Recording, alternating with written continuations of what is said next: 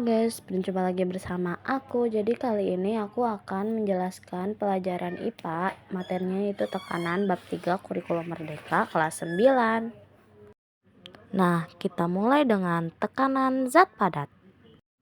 Kalian tahu tekanan kan? Ya pokoknya neken-neken gitu deh. Pernah gak sih kalian tidak sengaja menginjak batu? Pasti sakit ya? Tapi pasti kalian juga pernah tidak sengaja menginjak paku juga kan? Lebih sakit mana? Pasti lebih sakit paku ya? Kok bisa sih? Padahal paku lebih kecil daripada batu. Itu karena besarnya tekanan yang dihasilkan bergantung pada besarnya dorongan yang diberikan dan luas permukaan pijakan atau luas bidang tekannya. Nah, luas ujung paku itu lebih kecil daripada luas ujung batu, makanya lebih sakit. Jangankan paku, kalau kita menginjak duri saja pasti lebih sakit kan daripada menginjak batu. Jadi, yang bisa kita simpulkan adalah semakin kecil luas permukaan suatu benda, maka tekanan yang dihasilkan lebih tinggi. Begitu juga sebaliknya, semakin besar luas permukaan suatu benda, maka tekanan yang dihasilkan lebih kecil. Kita bisa juga tuliskan dalam persamaan berikut. P sama dengan F per A, di mana P adalah tekanan, F adalah gaya, dan A adalah luas bidang. Contoh soal deh biar paham. Jack menekan meja dengan gaya sebesar 20 Newton. Jika luas bidang meja tersebut adalah 10 meter, hitunglah besar tekanan yang dihasilkan oleh Jack. Maka diketahuinya ada F nih, yaitu gaya sebesar 20 Newton, dan A yaitu luas bidang sebesar 10 meter persegi. Nah, yang ditanya itu yang P. Jawabannya adalah 20 Newton dibagi 10 meter persegi, yaitu hasilnya 2. Mari kita lanjut ke tekanan zat cair. Tekanan pada zat cair dapat kita kelompokkan menjadi dua macam, yaitu tekanan hidrostatis dan hukum Archimedes. Nah, kita pelajari satu persatu ya. Mari kita mulai dengan tekanan hidrostatis. Kalian pernah menyelam di kolam renang kan? Semakin dalam kalian menyelam, semakin sakit telinga kalian kan?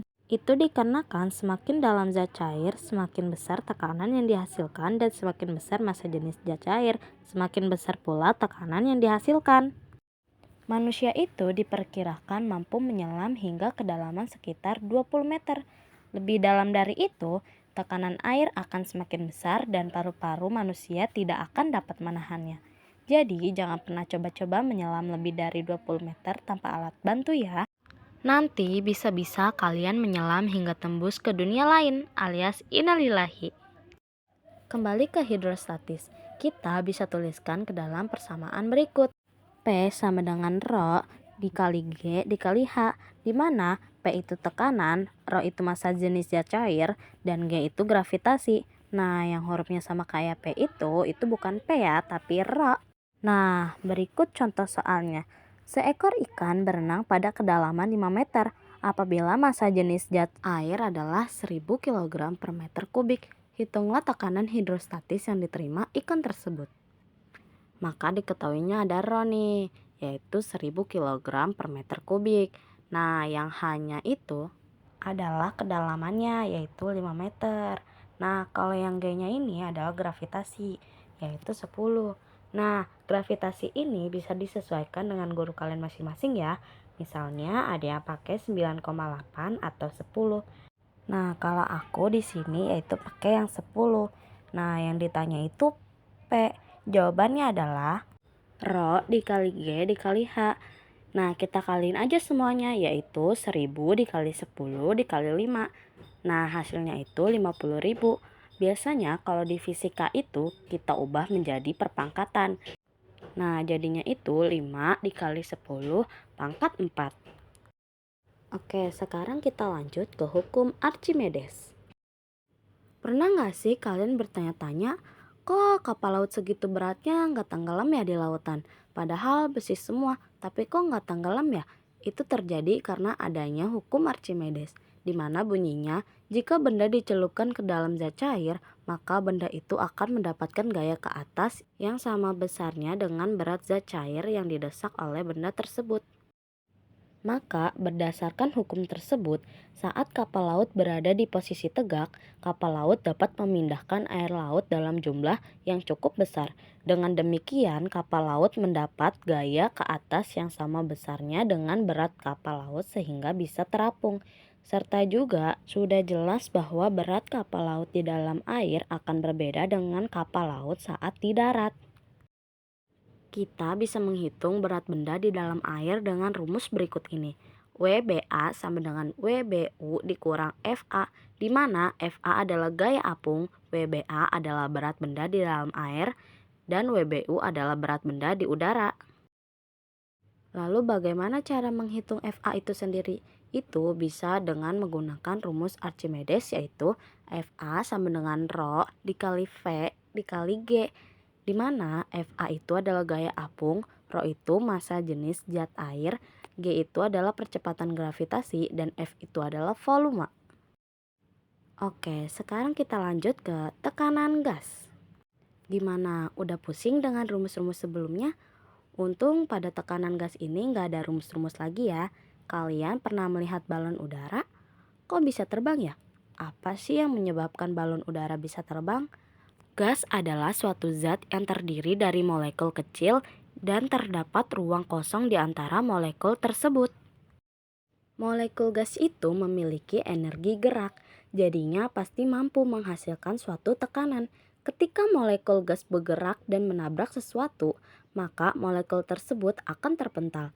Semakin besar energi kinetik molekul gas, maka akan semakin besar juga tekanannya. Nah, dari penjelasan tersebut, maka sudah jelas ya mengapa balon udara bisa terbang. Untuk membuat balon udara bergerak ke atas, udara dalam balon perlu dipanaskan dengan bara api dari pembakar sehingga berat balon menjadi lebih kecil dari gaya ke atas. Nah, perlu diingat nih bahwa udara panas lebih ringan dari udara dingin. Nah, bagaimana sih jika balon udara bergerak turun? Udara dalam balon dapat dikurangi atau dihentikan agar suhu udara dalam balon menurun. Nah, selanjutnya adalah aplikasi pada tekanan gas. Tekanan zat itu sebetulnya sering banget kita jumpai pada kehidupan sehari-hari, seperti pengangkutan air dan nutrisi pada tumbuhan, tekanan darah pada sistem peredaran darah manusia, tekanan gas pada proses pernapasan manusia, pompa hidrolik pada tempat pencucian mobil, dan lain-lain.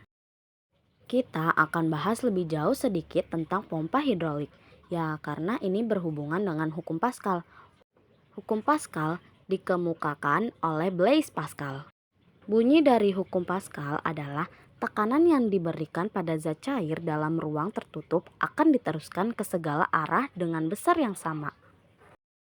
Kalau kita perhatikan bentuk dari pompa hidrolik itu seperti ini. Nah, persamaan hukum Pascal kita bisa tuliskan sebagai berikut. F1 per A1 sama dengan F2 per A2, di mana P adalah tekanan, F1 dan F2 adalah gaya, A1 dan A2 adalah luas penampang. Nah, segitu dulu ya video dari aku. Buat kalian yang udah nonton sampai habis, terima kasih. Dan jangan lupa buat kalian untuk like, comment, and subscribe.